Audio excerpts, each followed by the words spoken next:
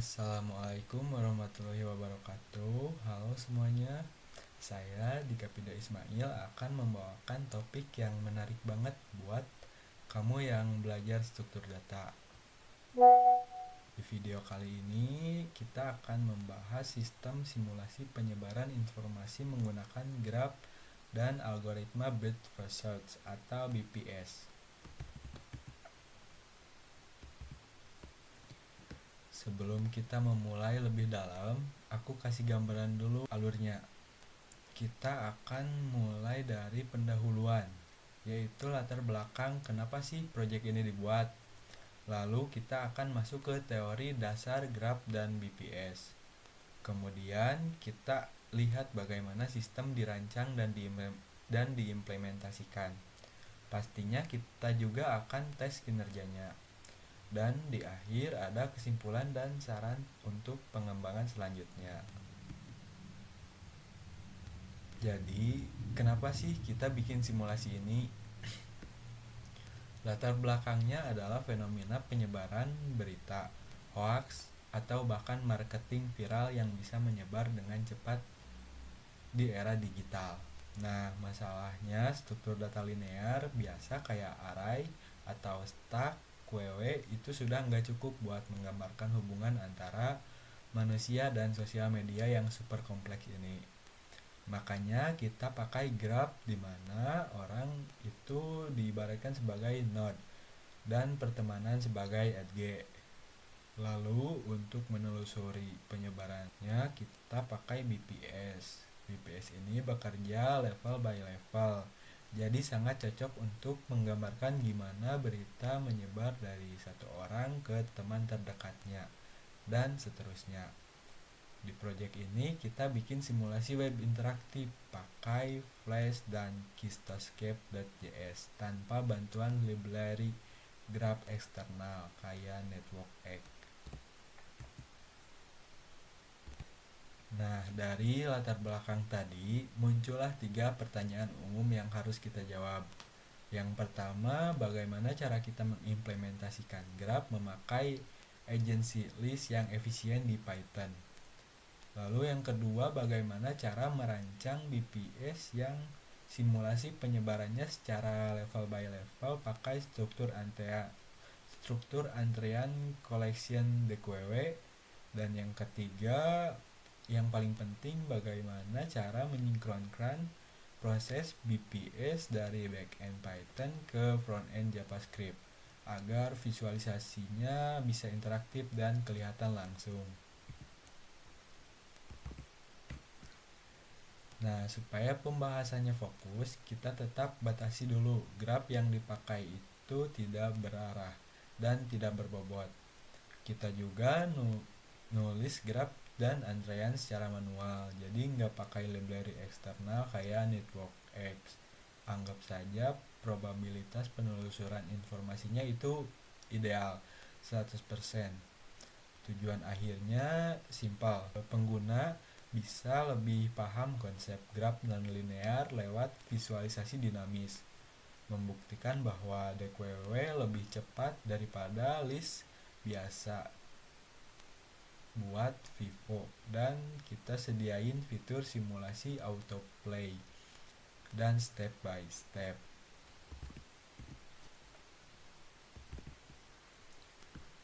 Nah, sekarang kita masuk ke teori dasarnya. Secara sistematis, graph itu kumpulan simpul yang dihubungkan oleh sisi.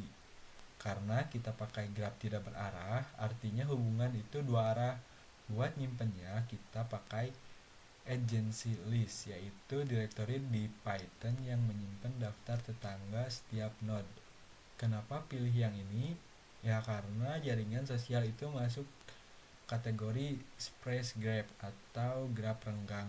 Jadi agency list ini jauh lebih hemat memori dibanding agency matrix. Contoh simpelnya di Python, kita bisa bikin direktori kayak gini.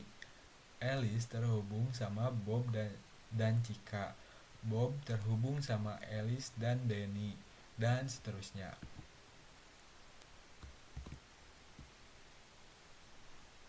Nah, jantung dari algoritma BPS ini adalah antrean atau DQW yang kerjanya first in first out.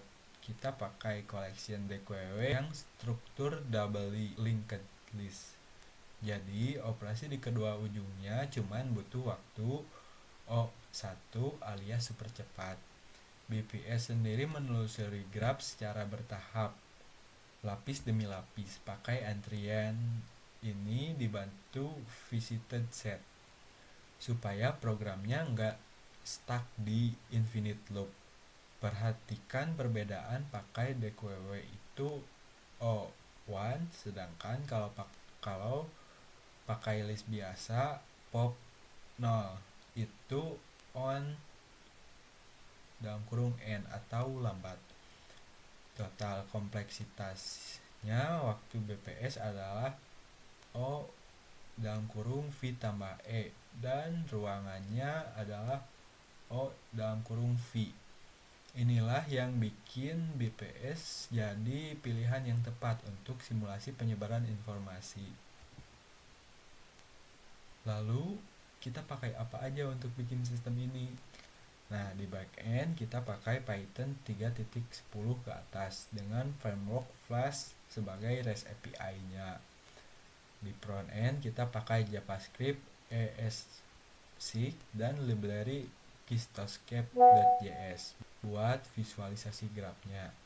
Format data yang kita lempar antara sistem dan klien adalah JSON. Dan buat nulis kodenya kita pakai Visual Studio Code sebagai IDE.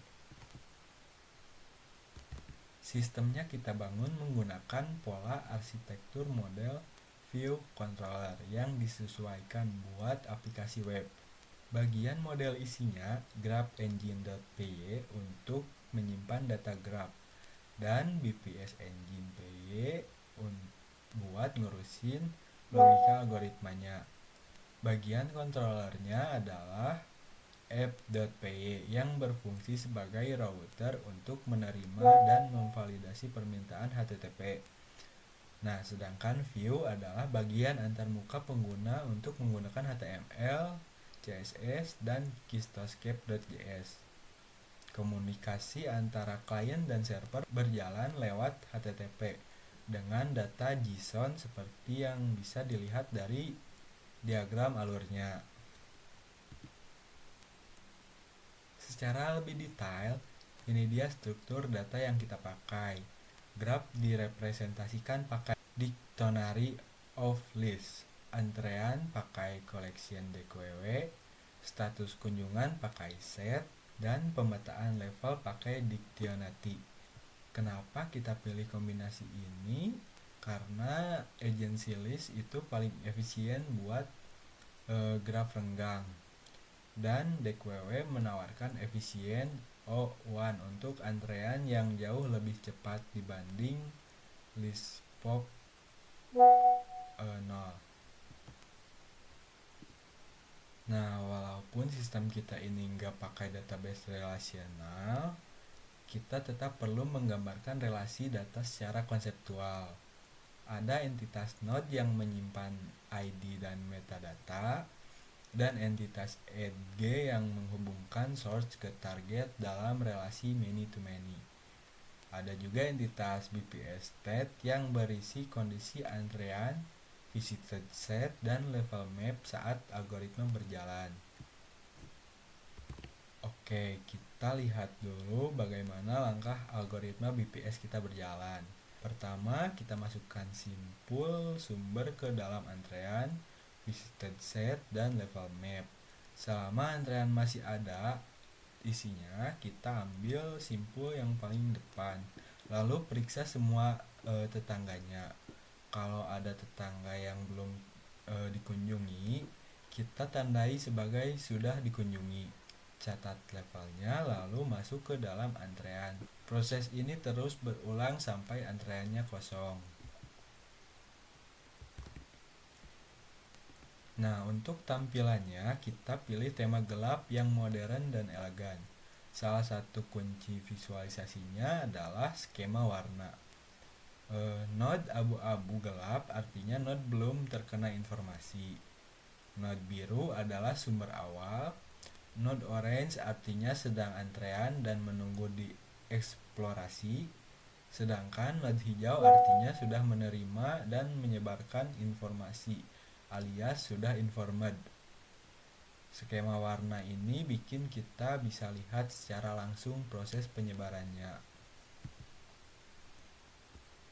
Lalu gimana sistem ini bekerja dari awal sampai akhir?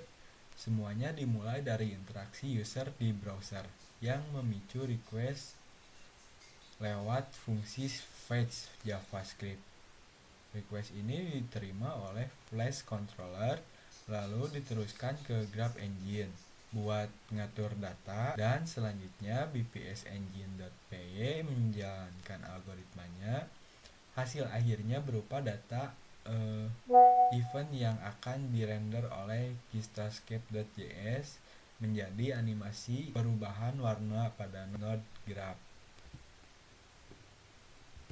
Visualisasi di sini ditangani penuh oleh Kistoscape.js dengan tema Dark Academy UI yang kece. Setiap perubahan status dari backend akan memicu transisi warna yang halus dari abu jadi orange dan diakhiri hijau. Layout grafnya juga otomatis diatur oleh fitur cross layout. Jadi node-node nggak akan saling numpuk dan tetap kelihatan rapi. Berikut adalah hasil nyata dari aplikasi yang kita bangun. Pada gambar awal, tampilan grafnya masih kosong. Lalu kita isi dengan 6 node sampai terbentuk koneksi. Pada gambar berikutnya kita bisa lihat BPS lagi berjalan, di mana node berwarna oranye sedang berada di antrean, sementara node B dan C sudah jadi warna hijau. Sampai akhirnya di gambar terakhir BPS selesai total dan semua node sudah berwarna hijau, yang artinya seluruh jaringan sudah mendapatkan informasi. Sekarang kita bahas performa sistemnya. Operasi tambahan node dan edge itu sangat cepat, hanya O1. Untuk BPS traversal, kompleksitas waktunya O dalam kurung V tambah E. Tapi yang paling menarik adalah efisiensi memorinya.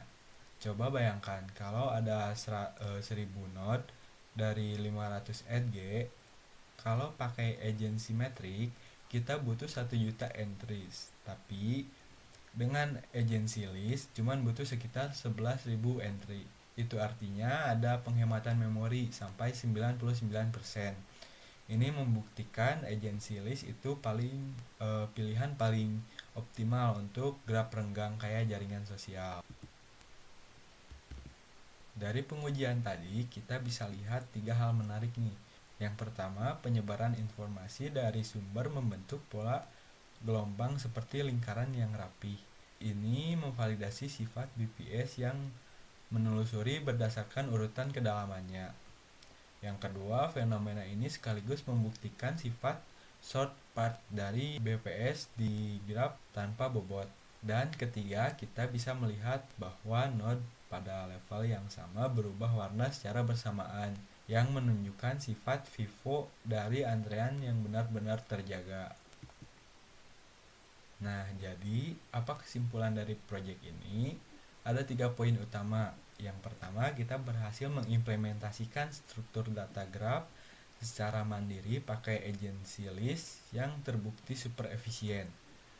Lalu yang kedua, algoritma BPS berjalan optimal dengan collection DQW. Dan yang ketiga, kita sukses mengubah sistem web SPA yang menghubungkan logika Python di backend dengan visualisasi JavaScript di frontend, sehingga simulasi penyebaran informasi bisa dilihat secara interaktif dan transparan. Nah, buat pengembangan selanjutnya ada beberapa saran yang bisa dicoba. Sistem ini bisa dikembangkan untuk mendukung graf berbobot agar bisa menggunakan algoritma Dijkstra. Bisa juga ditambahkan fitur penyebaran multisumber untuk simulasi persaingan dua informasi. Dan yang paling keren, sistem ini bisa diintegrasikan dengan graph database seperti Neo4j supaya bisa menangani data dalam skala jutaan nodes. Nah, sekarang kita langsung masuk ke demonstrasi aplikasi agar konsep yang sudah dijelaskan tadi sebelumnya dapat terlihat implementasinya secara langsung. Nah, di sini saya sudah membuka aplikasi BPS Social Network Simulator pada halaman utama. Kita dapat melihat visualisasi graf merepresentasikan sebuah jaringan sosial. Setiap node mewakili seorang pengguna, sedangkan garis yang menghubungkan antara node menunjukkan hubungan pertemanan di dalam jaringan tersebut gitu. Lalu yang pertama di sini ada fitur tambahkan node untuk menambahkan node baru yang ingin kita tambahkan. Misal kita menambahkan ini. Nah, lalu di sini entitas node akan otomatis muncul. Lalu ada fitur untuk menghubungkan antar node. Misal kita pilih ke target, misal ke hang. Lalu klik tambahkan tepi. Nah, di sini node yang tadi kita tambahkan akan muncul tanda panah seperti ini untuk merepresentasikan sebuah hubungan dalam jaringan. Lalu di sini ada fitur hapus tepi. Kita coba dari Bob ke Frank. Lalu kita klik hapus tepi untuk menghapus. Nah, di sini ketika kita menghapus sebuah hubungan dari jaringan, di sini Frank tetap ada tapi tidak memiliki jaringan kemanapun. Lalu ada hasilkan graf secara acak otomatis. Di sini kita tinggal klik tombol hasilkan di sebelah sini. Coba. Nah, aplikasi akan otomatis membuat hubungan-hubungan random untuk melakukan sebuah simulasi. Di sini juga ada fitur untuk menambahkan simpul. Misal kita tambahkan 20 dan kepadatannya kita naikkan 0,5. Lalu klik hasilkan. Nah, di sini sistem akan otomatis membuat 20 simpul dan kepadatannya 5%. Jadi setiap orang itu memiliki relasi lebih dari satu hubungan. Lalu di sini juga ada fitur simpan JSON. Lalu ada fitur muat dari JSON yang tadi sudah di save. Lalu ada fitur hapus grafik untuk mereset semua graf yang tadi kita generate. Misal. Nah, ketika kita menghapus graf, ini akan kosong. Lalu kita coba muat dari JSON yang tadi kita download.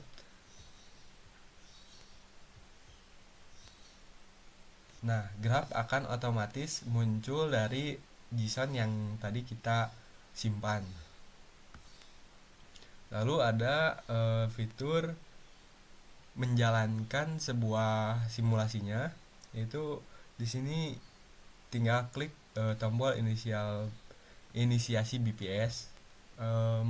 Untuk fitur ini kita lakukan analisis penyebaran informasi secara step by step untuk kita melihat sebuah informasi itu berjalan. Misal ini sudah ada simpul sumbernya. Di sini juga kita bisa menggantinya dengan cara mengklik node siapapun. Misal kita ganti menjadi dev. Nah, di sini node sumber otomatis terganti dan kita jalankan kembali inisiasi BVS-nya. Nah, sumber pertama dari simulasi penyebaran informasi ini tertuju pada dev. Kita klik langkah selanjutnya. Nah, step selanjutnya sistem akan mencari node yang terhubung dengan dev. Lalu sistem akan menandai suatu node itu menjadi berwarna orange. Lalu kita klik langkah selanjutnya lagi.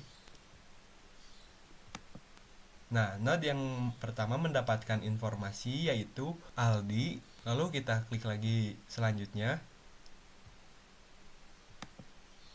Nah, selanjutnya yang mendapatkan informasi itu Bayu. Lalu yang selanjutnya Intan. Lalu selanjutnya blank yang mendapatkan informasi dari node Aldi. Lalu selanjutnya sampai semua node mendapatkan informasi. Nah, ketika semua sudah selesai, di sini akan ada suatu urutan penelusuran BVS dan informasi-informasi lainnya tentang simulasi yang kita jalankan. Di sini ada info jumlah node, lalu ada jumlah sisi atau jumlah hubungan. Sebelah sini. Lalu ada node yang terinformasi, yaitu semua node terinformasi. Lalu ada kedalaman penyebaran, artinya semua node mendapatkan informasi. Lalu ada jangkauan jaringan, ada 0%. Lalu ada influencer teratas, yaitu yang paling banyak menyebarkan informasi adalah Bayu yang memiliki 6 hubungan. Lalu ada yang paling aktif, ada Leo yang paling banyak menyebarkan informasi. Lalu ada informasi pertama yaitu Dev yang tadi kita pilih. Lalu ada informasi terakhir yang mendapatkan informasi yaitu Nurul. Ini yang terakhir. Lalu di sini juga ada info untuk penelusuran BVS-nya yang tadi step by step dari Dev, Aldi, Bayu, Intan dan seterusnya. Lalu ada urutan BVS-nya. Dan yang terakhir ada catatan langkah-langkah BVS yang di sebelah pojok kiri bawah, pojok kanan bawah. Di sini nih cukup lengkap dari node sumber pertama dan seterusnya. Lalu saya juga menambahkan simulasi otomatis. Kita tinggal klik atur ulang, lalu klik mulai simulasi. Nah, di sini simulasi akan berjalan secara otomatis dengan step by step.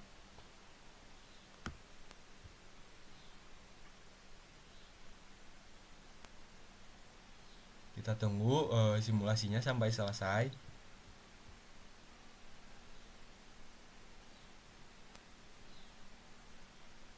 Nah, kira-kira seperti itulah contoh simulasi otomatisnya. Lalu di sini juga ada fitur untuk kecepatan animasi. Di sini kita tinggal naikkan saja. Misal 2,5 detik untuk kecepatan yang paling lambat. Misal kita klik mulai simulasi lagi. Nah, di sini suatu penyebarannya sangat lambat ya, hanya 2,5 detik untuk setiap penyebaran informasi. Oke, karena ini terlalu lama kita jeda dulu. Lalu kita atur ulang lagi. Terus di sini kita coba turunkan kecepatan animasinya. Misal 100 ms. Kita klik mulai simulasi. Nah, di sini simulasi akan berjalan sangat cepat ya. Lalu di sini juga ada penjelasan untuk setiap warna node di sebelah sini di pojok kiri bawah. Fitur selanjutnya yaitu ada di tabel antrean, ada di sebelah kanan. Kita klik di sini antrean. Nah, di sini ada penjelasan cara kerja antrean. Kita mulai ulang lagi. Di sini kita ada cara mulai antrean yang tertera di sebelah sini. Lalu ada pesanan kunjungan BPS. Lalu ada log operasi langsung. Kita coba mulai simulasi. Nah, di sini akan berjalan sangat cepat karena kita tadi menyetingnya. Oke, next kita ke fitur menampilkan daftar kata sifat. Di sini ada daftar kedekatan langsung yang terdiri dari simpul dan tetangganya siapa. Nah, misal kita ambil Aditya, ini Aditya tetangga dengan Bayu dan Dev. Misal kita tarik dulu Bayu dan Dev, mana Dev? Ini Dev.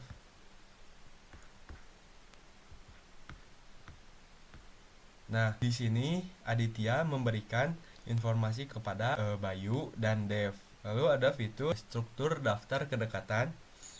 Ini hanya penjelasan dari teori yang kita jalankan tadi. Lalu ada ini jumlah sampulnya dan jumlah relasinya. Lalu yang terakhir ada fitur kompleksitas. Nah, di sini ada penjelasan-penjelasan dari teori yang saya gunakan. Nih. Nah, dan yang terakhir saya menambahkan fitur ganti bahasa dari Indonesia ke Inggris sebelah kanan atas. Nah, seperti ini.